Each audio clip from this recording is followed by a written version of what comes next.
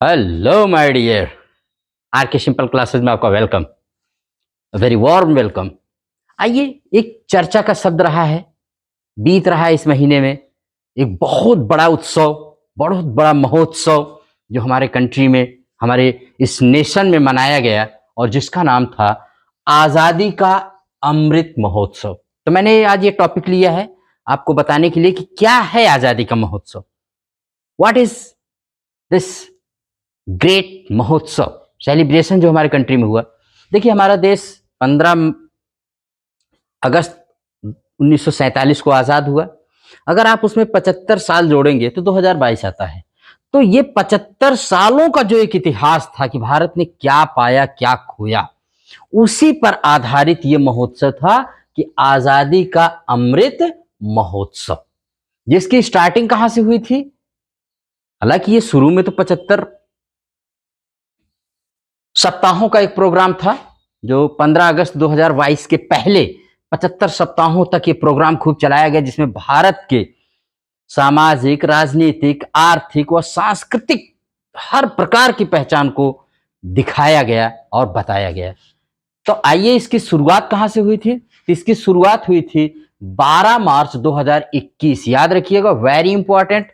12 मार्च 2021 को आजादी का अमृत महोत्सव की शुरुआत अहमदाबाद के साबरमती आश्रम, वही आश्रम जहां से गांधी जी ने दांडी मार्च, नमक तोड़ने का कानून, सबसे बड़ी विश्व में मशहूर अपनी दांडी यात्रा शुरू की थी, वहीं से इसकी शुरुआत हुई। लेकिन इस बार इसका नाम था फ्रीडम मार्च। वहां से मोदी जी ने झंडी दिखा करके इस फ्रीडम मार्च को, वहीं से आजादी का अमृत महोत्सव स्टार्ट हुआ। कहां से भाई? तो साबरमती गुजरात में पड़ता है, ठीक है। साबरमती आश्रम जो अहमदाबाद है वो साबरमती नदी के ही किनारे है। और साबरमती आश्रम में गांधी जी ने वहीं से दांडी तक के यात्रा स्टार्ट की थी, जहां पर उन्होंने कानून को, नमक के कानून को तोड़ा था। वहीं से स्टार्ट किया गया था। इसको आप एक दिमाग में रखिएगा, इस बात को ऑलवेज रिमेंबर कि 12 मार्च 2021 को साबरमती आश्रम से स्टार्ट हुआ था आजादी का अमृत महोत्सव। ये 75 साल पर आयोजित किया गया भारत का 75 सप्ताह का एक प्रोग्राम था, लेकिन बाद में इसको बढ़ा करके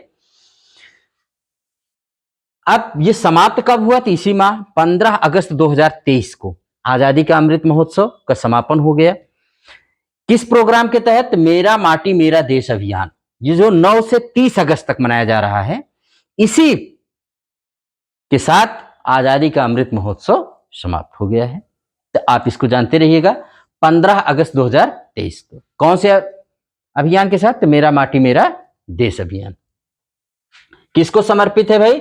तो शहीदों को। ये शहीदों को समर्पित है, हमारे देश के लिए जो वो जवान जिन्होंने अपनी कुर्बानी दे दी, उन्हीं को समर्पित है मेरा माटी मेरा देश अभियान, जिसमें भारत के हर गांव, कस्बे और शहर से मिट्टी जाएगी और जो वहां पर राष्ट्रीय युद्ध स्मारक बना है, नेशनल वार मेमोरियल के बगल में, उस मिट्टी से पौधे लगाए जाएंगे, एक वाटिका लगाई जाएगी जिसका नाम अमृत वाटिका रखा जाएगा। और उसको आने वाली पीढ़ियां देखेंगी तो समझेंगी कि हमारे देश की जो आजादी मिली वो कितने मुश्किल से मिली थी।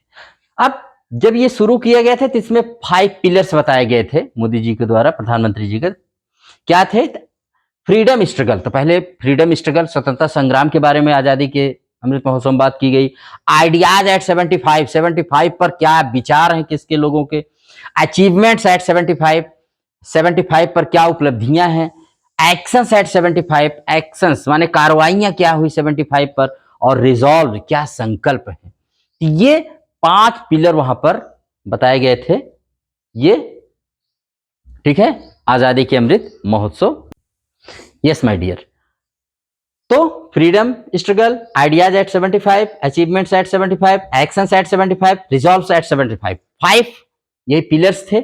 इसका उद्देश्य क्या था? तो भारत को आत्मनिर्भर बनाना, भारत की सामाजिक, राजनीतिक, आर्थिक व सांस्कृतिक सभी प्रकार के जो यहाँ पर हमारी पहचान है उसको दुनिया को दिखाना।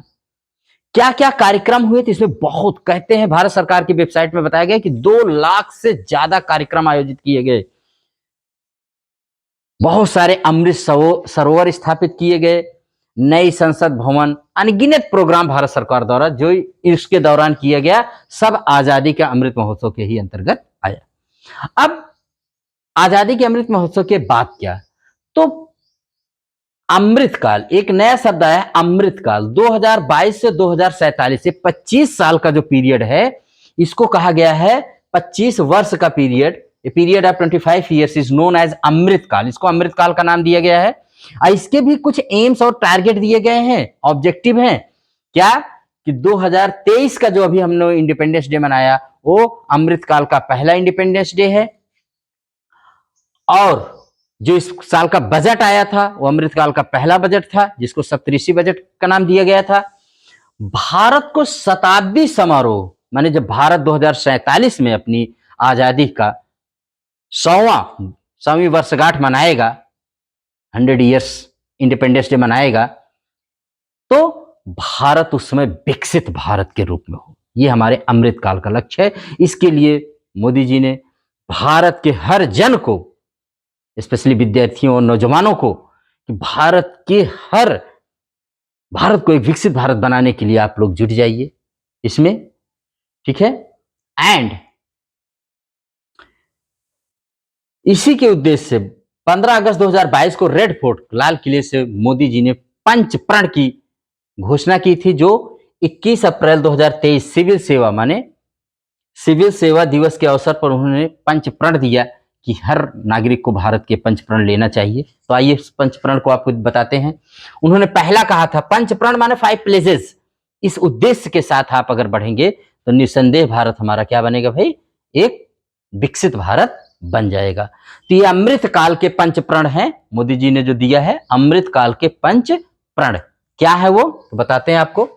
पहला है विकसित भारत के निर्माण का विराट लक्ष्य। अभी मैंने बताया पहला प्रण कि आपको 2047 तक हर हाल में भारत को विकसित भारत बनाना है। इसके लिए हमें खूब मेहनत करना है, अपने देश को नई ऊंचाई पर ले जाना है।